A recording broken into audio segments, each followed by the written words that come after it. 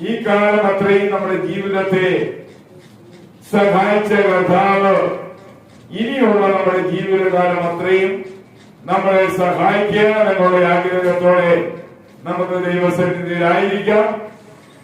ഇന്ന് പ്രകാരം 46-ാമത്തെ സങ്കീർത്തനം നമ്മൾ ദൈവസന്നിധിയിൽ ചിന്തിക്കുവാൻ പോവുകയാണ്. 46-ാമത്തെ സങ്കീർത്തനം. ഈ സങ്കീർത്തനം നമ്മൾ നോക്കുമ്പോൾ കോരൽ പുത്രന്മാരുടെ ഒരു സങ്കീർത്തനം എന്നാണ് അവിടെ പേര് പറഞ്ഞിരിക്കുന്നത്.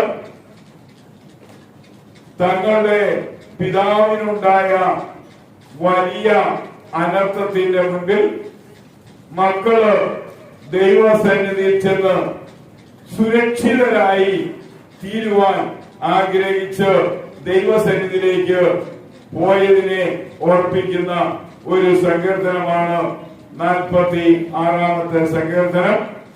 ഇന്ന് പ്രകാരം ആ സങ്കീർത്തനത്തിലേക്ക് നമുക്ക് കടന്നു പോകാം. ഗോഡ് സെക്യൂർസ്, ദൈവം നമുക്ക് ഭദ്രത നൽകി തരുന്നു എന്നതാണ് ഈ സങ്കീർത്തനത്തില് നമ്മൾക്ക് കാണുവാൻ കഴിയുന്നത്. ഒരു ദൈവ പൈതലിന് ഏതു സമയവും ദൈവത്തിന്റെ സുരക്ഷ ഉണ്ടായിരിക്കും, ദൈവത്തിന്റെ സഹായം ഉണ്ടായിരിക്കും, ദൈവത്തിന്റെ സംരക്ഷണം ഉണ്ടായിരിക്കും, ദൈവത്തിന്റെ കാവൽ ഉണ്ടായിരിക്കും, ദൈവത്തിന്റെ കരുതൽ ഉണ്ടായിരിക്കും, ദൈവത്തിന്റെ പരിപാലനം ഉണ്ടായിരിക്കും എന്ന കാര്യത്തിന് യാതൊരു വിധമായ സംശയവുമില്ല. ഈ സങ്കീർത്തനത്തിലേക്ക് നമ്മൾ കടന്നു പോകുമ്പോൾ ഈ സങ്കീർത്തനം പല വ്യത്യസ്തമായ ചുറ്റുപാടുകളിലൂടെ ഒരു ദൈവപൈതൽ പോയതിനെയാണ് ഇവിടെ ഒന്നൊന്നായി ഉദ്ധരിക്കുന്നത്. അതിന്റെ 1 മുതൽ 3 വരെയുള്ള വാക്യങ്ങൾ നമ്മൾ വായിക്കുകയാണെങ്കിൽ സിറ്റുവേഷൻസ് ദാറ്റ് ഷേക്ക്, കലഹമുണ്ടാക്കുന്ന സന്ദർഭങ്ങളാണ് ഒരു വിശ്വാസിയുടെ ജീവിതത്തിൽ പലപ്പോഴും അനുഭവപ്പെടാറുള്ളത്. പ്രിയ വാത്സല്യമുള്ള ദൈവമക്കളെ, കലക്കം എന്ന് പറയുമ്പോൾ അത് മാനസിക സംഘട്ടനമാകാം, ശാരീരിക ക്ലേശങ്ങളാകാം, സാമ്പത്തിക പരാധീനതയാകാം. ഈ 3 കാരണങ്ങളാണ് ഒരു മനുഷ്യനെ, പ്രത്യേകിച്ച് ഒരു ആത്മീയനെ, ഒരു ദൈവപൈതലിനെ, ഒരു വിശ്വാസിയെ ആന്തരികമായി പ്രശ്നം ഉണ്ടാക്കുന്ന അനുഭവമായി കാണുവാൻ കഴിയുന്നത്. നമുക്ക് ആ ഭാഗങ്ങൾ വായിക്കാം. ദൈവം നമ്മുടെ സങ്കേതവും ബലവും ആകുന്നു, കഷ്ടങ്ങളിൽ അവൻ ഏറ്റവും അടുത്ത തുണയായിരിക്കുന്നു. അതുകൊണ്ട് നാം ഭയപ്പെടുകയില്ല. ഭൂമി മാറിപ്പോയാലും പർവ്വതങ്ങൾ കുലുങ്ങി സമുദ്രമധ്യേ വീണാലും അതിലെ വെള്ളം ഇരമ്പൽ പോലെ കലങ്ങിയാലും അതിന്റെ കോപം കൊണ്ട് പർവ്വതങ്ങൾ കുലുങ്ങിയാലും തന്നെ നാം ഭയപ്പെടുകയില്ല. പ്രിയ വാത്സല്യമുള്ള ദൈവമക്കളെ, ഈ ആദ്യത്തെ 3 വാക്യങ്ങളിൽ നമ്മൾ കാണുന്ന കാര്യം എന്താണെന്ന് ചോദിച്ചാല് ഒരു ഭൂമികുലുക്കമുണ്ടായി. ആ ഭൂമികുലുക്കത്തിന്റെ അനന്തരമുണ്ടാകുന്ന പ്രകൃതിയുടെ ഒരു വലിയ പ്രതിഷേധമാണ് ഈ വാക്യങ്ങളിൽ സങ്കീർത്തനകാരൻ പറയുന്നത്.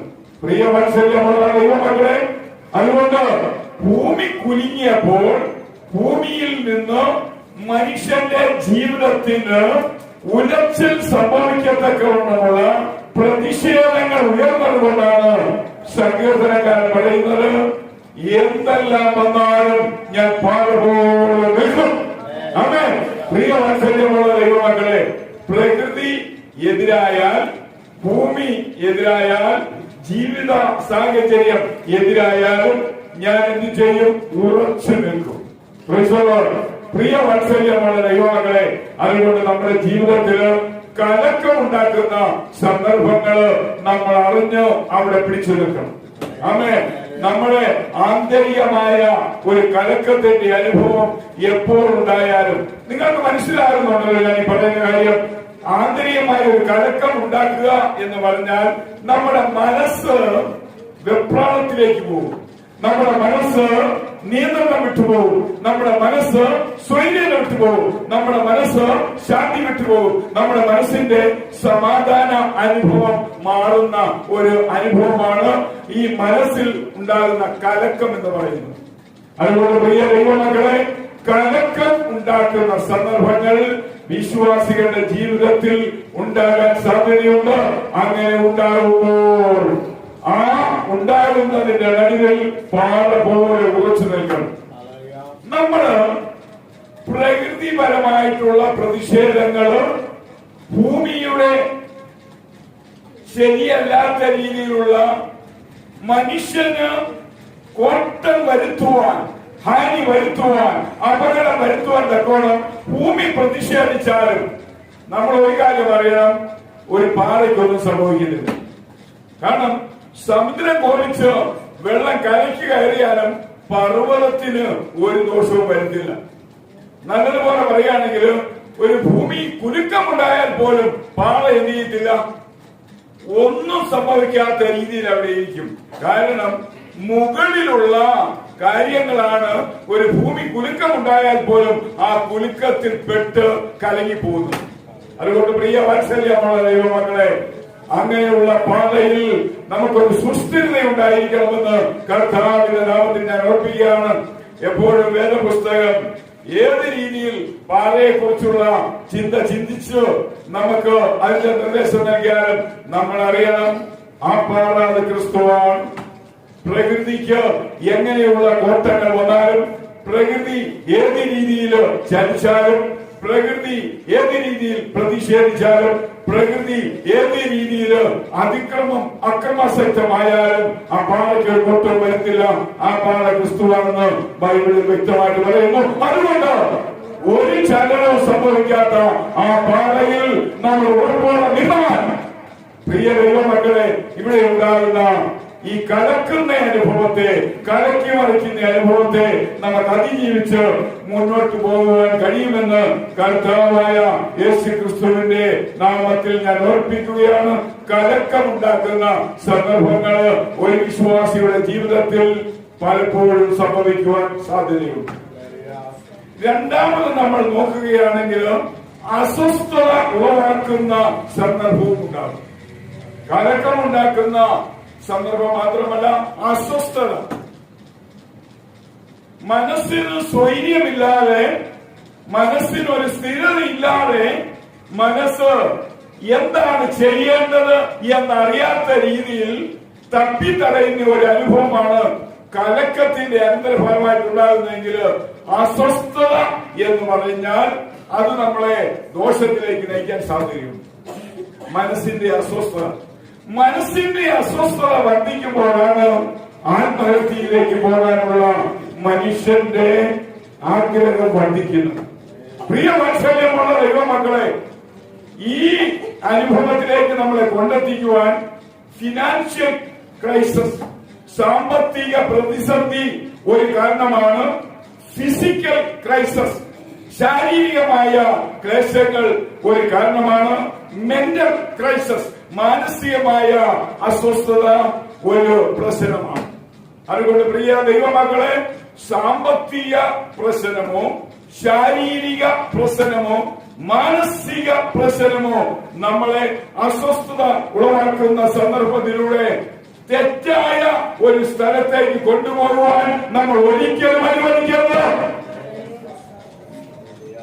പ്രിയ വാത്സല്യമുള്ള ദൈവമക്കളെ, ചെറുപ്പക്കാര് നമ്മുടെ പള്ളിയിൽ ഇപ്പോൾ കുറവാണ്.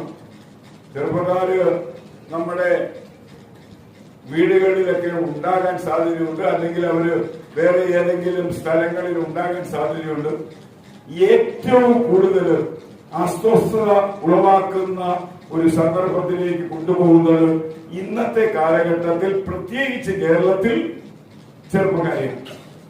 അതുപോലെ പ്രിയ വാത്സല്യമുള്ള ദൈവമക്കളെ, എങ്ങനെയുള്ള ഒരു സാഹചര്യം കടന്നുകൂടിയാലും അത് അധപ്പതനത്തിലേക്ക് കൊണ്ടുപോകാൻ, അവസാനത്തിലേക്ക് കൊണ്ടുപോകാൻ, അന്ത്യത്തിലേക്ക് കൊണ്ടുപോകാൻ, നാശത്തിന്റെ അവസാന ഭാഗം വരെ കൊണ്ടെത്തിക്കുവാൻ അനുവദിക്കരുതെന്ന് കർത്താവിന്റെ നാമത്തിൽ ഞാൻ ഓർപ്പിക്കുകയാണ്. ഒന്നാമത് മറക്കരുത്, കലക്കം ഉണ്ടാക്കുന്ന സന്ദർഭങ്ങൾ. രണ്ടാമത് അസ്വസ്ഥത ഉളവാക്കുന്ന സന്ദർഭങ്ങൾ. മൂന്നാമത് ആത്മവിശ്വാസം കെടുത്തുന്ന സന്ദർഭങ്ങൾ. ഇതുപോലെ നമ്മൾ സൂക്ഷിക്കണം. നമ്മുടെ ഉള്ളു ഒരു നിയന്ത്രണം ഇല്ലാത്ത അവസ്ഥയിലേക്ക് പോകാതെ, രണ്ടാമത് നമ്മുടെ ഉള്ളു എന്ത് ചെയ്യണം എന്നറിയാതെ എന്തെങ്കിലും അവിവേകം ചെയ്യുന്ന ഒരവസ്ഥയിലേക്ക് പോകാതെ, മൂന്നാമത് നമ്മുടെ ആന്തരിക വിശ്വാസം കൈവിട്ട് കളയാതെ നമ്മൾ സൂക്ഷിക്കണം. ആമേൻ. ഞാൻ വീണ്ടും ഓർപ്പിക്കട്ടെ, സാമ്പത്തിക പ്രശ്നം, ശാരീരിക പ്രശ്നം, മാനസിക പ്രശ്നം. അപ്പൊ നിങ്ങൾക്ക് മനസ്സിലാകും, ഞാൻ ഒത്തിരി വിശദീകരിച്ച് പറയേണ്ട സാമ്പത്തിക വിഷയത്തിന് ശേഷം വരുന്ന ശാരീരിക വിഷയത്തിലാണ് ഏറ്റവും കൂടുതൽ യുവാക്കൾ അപകട അവസ്ഥയിൽ ചെന്നപ്പെടുന്നത്. കാരണം ഈ ശരീരം ഇത് പലപ്പോഴും നമുക്ക് ഹാനിയായി തീരാം. ഈ ശരീരം പലപ്പോഴും നമുക്കെതിരായി തീരാം. ഈ ശരീരം പലപ്പോഴും നമുക്ക് തന്നെ ഒരു വെറുപ്പുള്ളതായി തീരാം.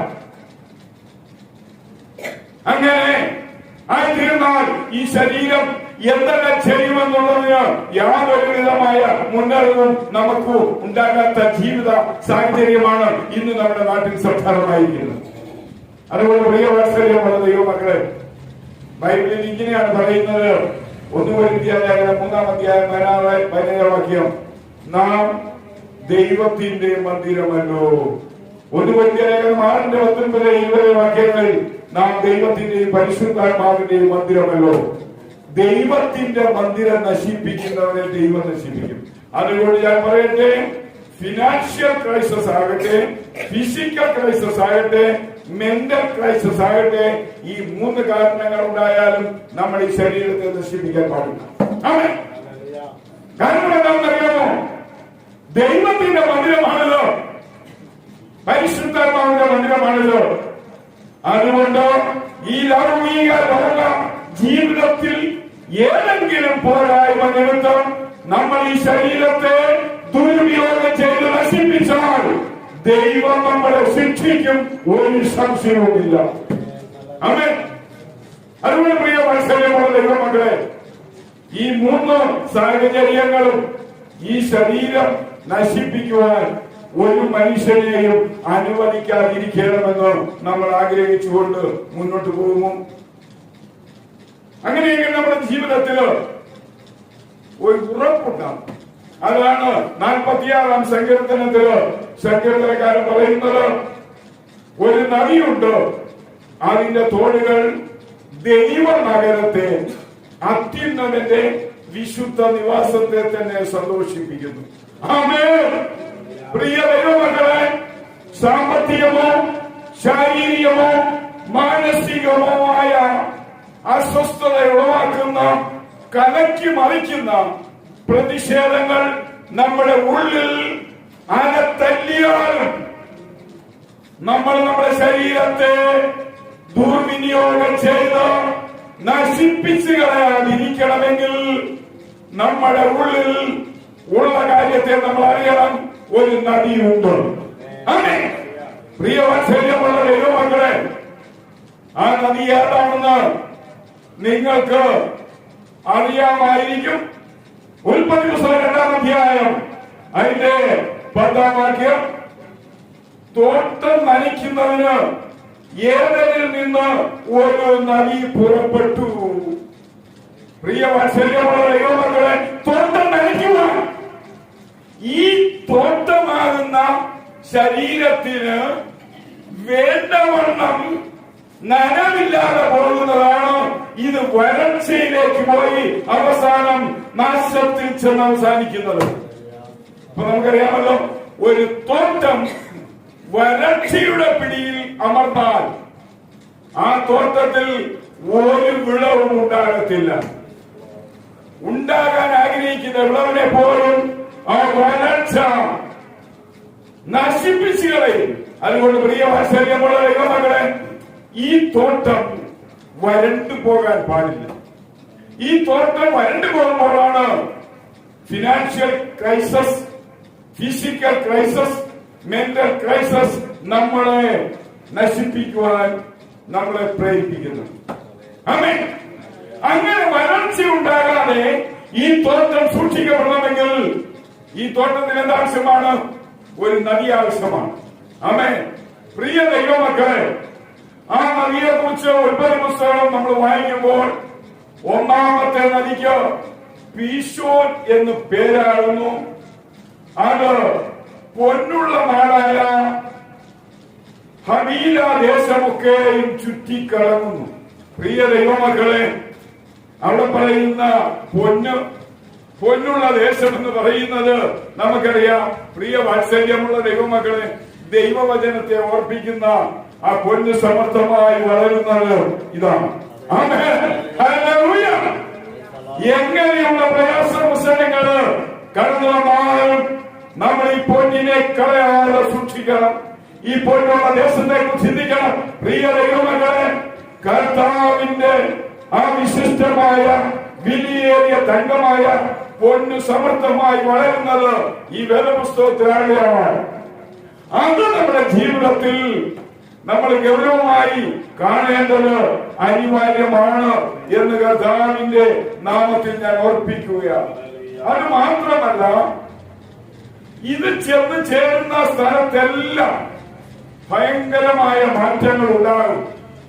ഈ ഒന്നാമത്തെ ആ ശാഖയുടെ പേര് തന്നെ പീശോൻ എന്നാണ്. പീശോൻ എന്ന വാക്കിന്റെ അർത്ഥം വെള്ളച്ചാട്ടം എന്നാണ്.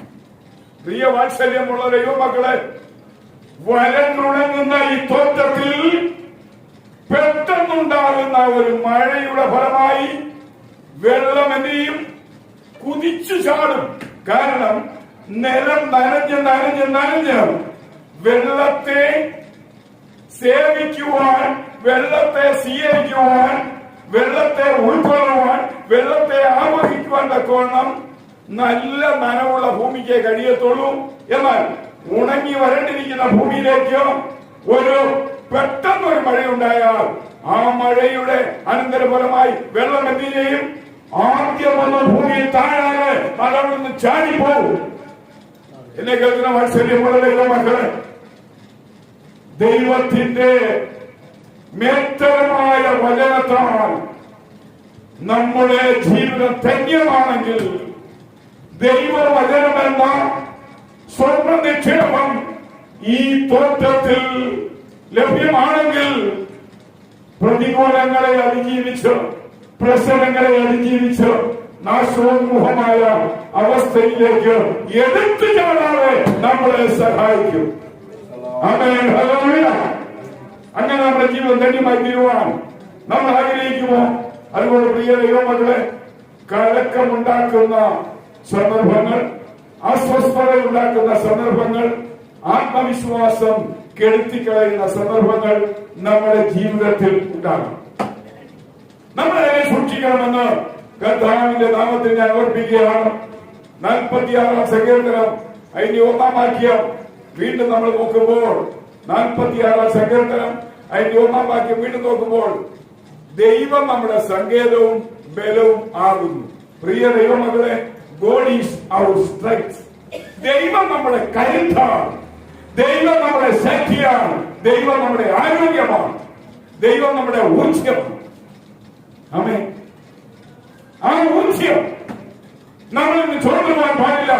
സങ്കീർത്തനക്കാർ പറയുന്നത് ദൈവം നമ്മുടെ ബലമാണ്. ബലഹീനതയുണ്ടാകുമ്പോഴാണ് സാമ്പത്തികമോ മാനസികമോ ശാരീരികമായ അവസ്ഥയിൽ നമ്മുടെ സമനില തെറ്റിപ്പോകുന്നത്. എന്നാൽ പ്രിയ ദൈവമകളെ, ദൈവം നമ്മുടെ ബലമായി കാണുമ്പോൾ ഏത് പ്രശ്നത്തെയും അതിജീവിക്കുവാൻ കഴിയുമെന്ന് നമുക്ക് അവിടെ ഒരു അനുഭവം ഉണ്ടാകും. അത് മാത്രമല്ല, വീണ്ടും നമ്മൾ വായിക്കുകയാണെങ്കിൽ അപകടങ്ങളിൽ സാഹചര്യം നമ്മുടെ ജീവിതത്തിൽ അധികമായി വരുമ്പോൾ ദൈവത്തിന്റെ സഹായം നമുക്കുണ്ട്. ഒരു ദൈവ പൈതൽ തങ്ങളുടെ ജീവിത സമയത്ത് ഏത് അപകടങ്ങൾ വന്നാലും ദൈവത്തിന്റെ സഹായം ആ സമയത്ത് ആ വ്യക്തിക്കുണ്ട്. അതുകൊണ്ടാണ് പറയുന്നത്, ഭൂമി മാറിപ്പോയാലും സമുദ്രത്തിലെ വെള്ളം ഇരച്ച് കലങ്ങി കരയ്ക്ക് കയറിയാലും ഞാൻ ഭയപ്പെടുകയില്ല, ഒരു നദി അവിടെ ഉണ്ട്. പ്രിയ വാത്സല്യമുള്ള ദൈവമക്കളെ, ആ നദി പരിശുദ്ധാത്മാവാകുന്ന നദിയെങ്കിൽ പ്രയാസങ്ങളെ അതിജീവിക്കുവാൻ, പ്രസരങ്ങളെ അതിജീവിക്കുവാൻ, പ്രതികൂലങ്ങളെ അതിജീവിക്കുവാൻ, അത് സാമ്പത്തികമാകട്ടെ, ശാരീരികമാകട്ടെ, മാനസികമാകട്ടെ, ഏത് പ്രതിഷേധങ്ങളെയും ഏത് പ്രതികൂലങ്ങളെയും അതിജീവിച്ച് മുന്നോട്ട് പോയി ദൃഢധൈര്യത്തോടെ നിൽപ്പാൻ നമ്മളെ സഹായിക്കുവാൻ പ്രതിഷേധത്തിന്റെ നടുവിൽ ഒരു നദിയെ നമ്മൾ കാണണം. അങ്ങനെ പോയില്ല എങ്കിൽ നമ്മുടെ ജീവിതം പരാജയപ്പെട്ടു പോകും. വീണ്ടും പറയുകയാണ്, God is the Lord of hosts. സൈന്യങ്ങളുടെ യഹോവയാണ് അവൻ. ആമേൻ.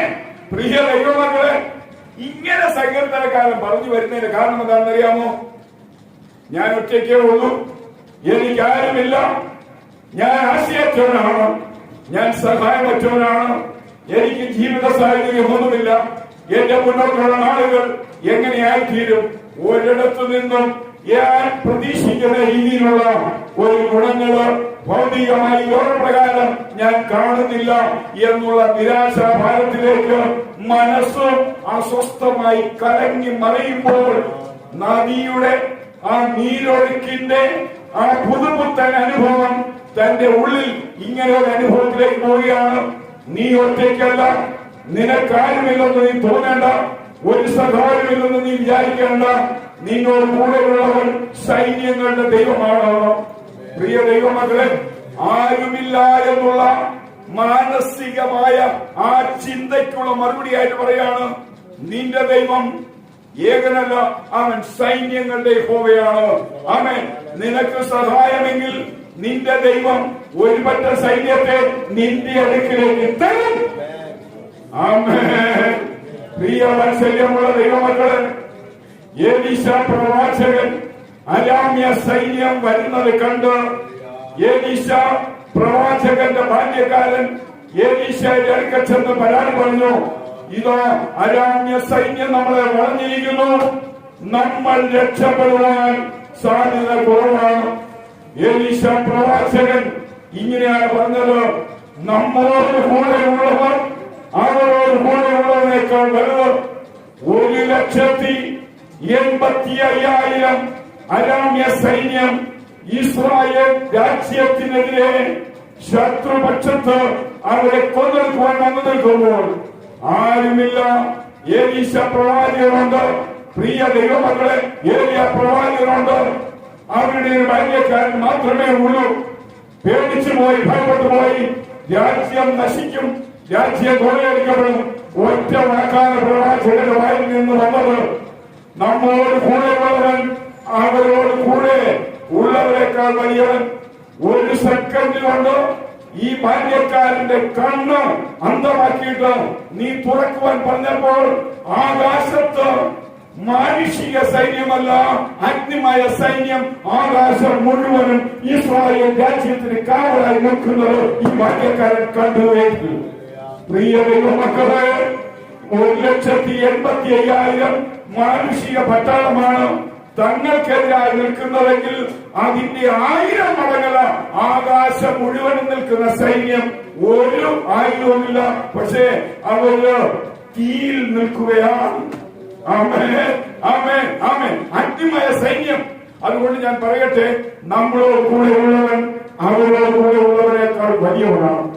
അതുകൊണ്ട് ഞാൻ പറയട്ടെ, സാമ്പത്തികമോ ശാരീരികമോ മാനസികമായ പ്രശ്നമുണ്ടായി നമ്മുടെ മനസ്സിന്റെ സ്വസ്ഥതയ്ക്ക് മാറ്റം വന്ന് മനസ്സ് കലങ്ങി മറിഞ്ഞ് ഒരു അനർത്ഥത്തിലേക്ക് പോകണമെന്ന് നമ്മൾ തോന്നുമ്പോൾ, നമുക്ക് ചിന്തയുണ്ടാകുമ്പോൾ ആ സമയത്ത് നമ്മൾ ഒരു നിമിഷം ഒന്ന് തിരിഞ്ഞ് ചിന്തിക്കണം, എന്റെ ഉള്ളിൽ ഒരു നദി ഉണ്ട്. ആമേൻ, ആമേൻ, ആമേൻ. ആ നദിയുടെ തോടുകൾ ദൈവ നഗരത്തെ, വിശുദ്ധ നിവാസത്തെ സന്തോഷിപ്പിക്കും. പ്രിയ ദൈവമക്കളെ, എത്ര വലിയ പ്രശ്നങ്ങളുടെയും നടുവിൽ നമ്മളെ സാന്ത്വനപ്പെടുത്തുവാൻ, നമ്മളെ സന്തോഷിപ്പിക്കുവാൻ, നമ്മളെ ആശ്വസിപ്പിക്കുവാൻ, നമ്മളെ കരുതുവാൻ ഒരാൾക്ക് മാത്രമേ കഴിയൂ. ആ വ്യക്തിയുടെ പേരാണ് ദൈവത്തിന്റെ പരിശുദ്ധാത്മാവ്. അങ്ങനെയെങ്കിൽ നമ്മുടെ ജീവിതം ധന്യമായി തീരട്ടെ. 46 സങ്കീർത്തനത്തിന്റെ 7-ാം വാക്യത്തിലേക്ക് പോയാൽ ഒരു നദിയുണ്ട്. അതിന്റെ തോടുകൾ ദൈവനഗരത്തെ, അത്യുന്നതന്റെ വിശുദ്ധ നിവാസത്തെ സന്തോഷിപ്പിക്കുമെന്ന് പറയുന്നു. പ്രിയ വാത്സല്യമുള്ള ദൈവമക്കളെ, God is the God of Jacob. അവൻ യാക്കോബിന്റെ ദൈവമാണ്. അവൻ നമ്മുടെയും ദൈവമാണ്. ആമേൻ. നമ്മുടെ ദൈവം അവൻ ദൈവമാണ്. നമ്മുടെ കർത്താവ് അവൻ കർത്താവാണ്. അതുകൊണ്ട് മറന്നുപോകരുത്. 46 സങ്കീർത്തനത്തിന്റെ 4-ാം വാക്യത്തിലേക്ക് വരുമ്പോൾ അവിടെ നമ്മൾ വായിക്കുന്നു, ഒരു നദിയുണ്ട്. പ്രിയ ദൈവമക്കളെ, ഇങ്ങനെയാണ് നമ്മൾ വായിക്കുന്നത്, അവർ security is in the river of God. നമ്മുടെ സുരക്ഷ ദൈവത്തിന്റെ നദിയിലാണ്. നമ്മുടെ കായികബലത്തിലല്ല, നമ്മുടെ ഈ ശരീരത്തിലല്ല, നമ്മുടെ സുരക്ഷ അത് ദൈവത്തിന്റെ നദിയിലാണ്. ദൈവത്തിന്റെ നദി എന്ന് പറയുമ്പോൾ അത് പരിശുദ്ധാത്മാവാണ്. നമ്മളെ സൂക്ഷിക്കുന്ന പരിശുദ്ധാത്മാവ്. ആമേൻ. അതുകൊണ്ടാണ് ബൈബിൾ പറയുന്നത്, പരിശുദ്ധാത്മാവിനെ ദുഃഖിപ്പിക്കരുത്, പരിശുദ്ധാത്മാവിനെ കെടുത്തരുത്, പരിശുദ്ധാത്മാവിനോട് മറന്നിരിക്കരുത്. അതുകൊണ്ട് മറന്നു പോകാതോർക്കുക, നമ്മുടെ സുരക്ഷ ദൈവത്തിന്റെ നദിയിലാണ്. വീണ്ടും നമ്മൾ നോക്കുമ്പോൾ our security is in the city of God. നമ്മുടെ സുരക്ഷ ദൈവ നഗരത്തിലാണ്. ആമേൻ. വീണ്ടും നമ്മൾ നോക്കുമ്പോൾ our security is in the purpose of God. ദൈവിക ലക്ഷ്യത്തിലാണ് നമ്മുടെ സുരക്ഷ ആയിരിക്കുന്നത്. അവസാനമായി പ്രിയ വാത്സല്യമുള്ള ദൈവമക്കളെ, അതുകൊണ്ട് നമ്മൾ അവന്റെ ശക്തിയിൽ ആശ്രയിച്ച് മുന്നോട്ട് പോകണം. ആമേൻ. ദൈവം ശക്തീകരിക്കുന്ന ദൈവമാണ്. ആമേൻ. അവന്റെ നദിയിൽ നമ്മുടെ സുരക്ഷയുണ്ട്. അവന്റെ സിറ്റിയിൽ, അവന്റെ പട്ടണത്തിൽ നമ്മുടെ സുരക്ഷയുണ്ട്. അവരിൽ നമ്മുടെ സുരക്ഷയുണ്ട്. അതുകൊണ്ട് പ്രിയ വാത്സല്യമുള്ള ദൈവമക്കളെ, ഇങ്ങനെയാണ് പറയുന്നത്, ദൈവം അതിന്റെ മധ്യയുണ്ട്. 5-ാം വാക്യം, അത് കുലുങ്ങിപ്പോകയില്ല. ദൈവം അതിരാവിലെ തന്നെ അതിനെ സഹായിക്കും. പ്രിയ വാത്സല്യമുള്ള ദൈവമക്കളെ, നമ്മുടെ ദൈവം നമ്മളെ സഹായിക്കുവാൻ മതിയായതാണ്. നമ്മുടെ ദൈവം നമ്മളെ താങ്ങുവാൻ മതിയായവനാണ്. നമ്മുടെ ദൈവം നമ്മളെ ഓർക്കുവാൻ മതിയായവനാണ്. നമ്മുടെ ദൈവം നമ്മളെ പരിപാലിക്കുവാൻ മതിയായവനാണ്. നമ്മുടെ ദൈവം നമ്മളെ പോറ്റുവാൻ മതിയായവനാണ്. നമ്മുടെ ദൈവം നാം പട്ടിണി കിടക്കുവാൻ സമ്മതിക്കുന്ന ദൈവം. ആമേൻ. ഹല്ലേലൂയ. നമ്മുടെ ദൈവം നാം രോഗിയായി ഒരിക്കലും ഒരു കിടക്കയിലായിത്തീരുവാൻ അനുവദിക്കുന്ന ദൈവമല്ല. എല്ലാറ്റിനും അവരുടെ സന്നിധിയിൽ പോക്കുവഴിയുണ്ട്. വീണ്ടും ഞാൻ ഓർപ്പിക്കട്ടെ, നമ്മൾ ഒറ്റയ്ക്കല്ല, നമ്മോട് കൂടെയുള്ളവൻ അവരോട് കൂടെയുള്ളവനേക്കാൾ വലിയവൻ. ഈ ലോകത്തിലുള്ളവനേക്കാൾ വലിയവൻ നമ്മളോട് കൂടെയുണ്ട്. 1,85,000 പട്ടാളക്കാർ വന്നപ്പോൾ ഇവര് ഒരു 3 പേര് നിൽക്കുകയാണ്. ഒരു രാജ്യം മുഴുവനും അവർ വിഴുങ്ങിക്കൊണ്ടുപോകും. ആ സമയത്ത് വാക്ക് വളരെ പ്രസക്തമാണ്. ആ പ്രവാചകന്റെ വാക്കിന് ബാല്യക്കാരൻ ആകാശത്തോട് നോക്കിയപ്പോൾ അഗ്നിമയ സൈന്യം അവിടെ നിൽക്കുന്നു. പ്രിയ ദൈവമക്കളെ, 1,85,000 പട്ടാളക്കാര് രാത്രി തമ്പിടിച്ച് നേരം വെളുത്തതിൽ ഒരാളും ജീവനോട് എഴുന്നേറ്റതില്ല, ഒന്നും ചെയ്തില്ല. നമ്മളോട് കൂടെയുള്ളവൻ അവരോട് കൂടെയുള്ളവനേക്കാൾ വലിയവൻ. ആകാശത്ത് അഗ്നിമയ രഥങ്ങളോടുകൂടി സ്വർഗീയ സൈന്യം വന്നപ്പോൾ അശൂരിന്റെ 1,85,000 പട്ടാളക്കാർ വന്ന് കിടന്ന ഇസ്രായേൽ രാജ്യത്തിന്റെ ബോർഡറിൽ ആ രാത്രി തന്നെ അവർ കിടന്ന കിടപ്പിൽ ഡെഡ് ബോഡികളായി, മൃതശരീരങ്ങളായി മാറി. പ്രിയ ദൈവമക്കളെ, ദൈവം നമ്മുടെ ഭാഗത്തുണ്ടെങ്കിൽ, ദൈവം നമ്മോട് കൂടെ ഉണ്ടെങ്കിൽ, സമുദ്രം പ്രതിഷേധിക്കട്ടെ, ഭൂമി പ്രതിഷേധിക്കട്ടെ, ലോകം പ്രതിഷേധിക്കട്ടെ, ഒരു നദി അവിടെയുണ്ട്. ആ നദി ഉള്ളിടത്തോളം നമ്മൾ പേടിക്കേണ്ട ആവശ്യമില്ല. ആമേൻ, ആമേൻ, ആമേൻ. ലോകം മുഴുവൻ എതിരായിട്ട് വരുമ്പോൾ ആ നദി നമ്മളെ എന്ത് ചെയ്യും? സ്വാതന്ത്ര്യപ്പെടുത്തിക്കൊണ്ടിരിക്കും. ദൈവത്തിന്റെ പരിശുദ്ധാത്മാവിന്റെ സാന്നിധ്യ സഹായത്താൽ ഒരു ആത്മീക ദൈവവൈദ്യന്റെ ജീവിതം അനശ്വരമായി അനന്തതയിലേക്ക് ഒരു കുറവുമില്ലാത്ത രീതിയിൽ യാത്ര ചെയ്യുവാൻ ഇടവരും എന്നുള്ള കർത്താവിന്റെ ആലോചന നമ്മുടെ ജീവിതത്തിൽ സ്വീകരിക്കുക. അതുകൊണ്ട് പ്രിയ വാത്സല്യമുള്ള ദൈവമക്കളെ, physical crisis, financial crisis, mental crisis, മാനസികമോ സാമ്പത്തികമോ ശാരീരികമായ പ്രശ്നം നമ്മുടെ ആത്മീയ ജീവിതത്തെ ഹനിക്കരുത്, നമ്മുടെ ആത്മീയ ജീവിതത്തെ തടയരുത്, നമ്മുടെ ആത്മീയ ജീവിതത്തെ വളർച്ച ഉണ്ടാകാതെ ഇടയ്ക്ക് വെച്ച് അതിനെ ചെറുതാക്കി കളയരുത് എന്ന് കർത്താവിന്റെ നാമത്തിൽ ഓർപ്പിക്കട്ടെ. അവസാനത്തോളം മുന്നോട്ട് പോകാൻ, ഈ 3 എതിർപ്പുകളെയും അതിജീവിച്ച് മുന്നോട്ട് പോകാൻ സൈന്യങ്ങളുടെ ദൈവമായ യഹോവ നമ്മളോട് കൂടെയുണ്ട്. യാക്കോബിന്റെ ദൈവം നമ്മോട് കൂടെയുണ്ട്. ആ യാക്കോബിന്റെ ദൈവം നമ്മുടെ ദൈവം.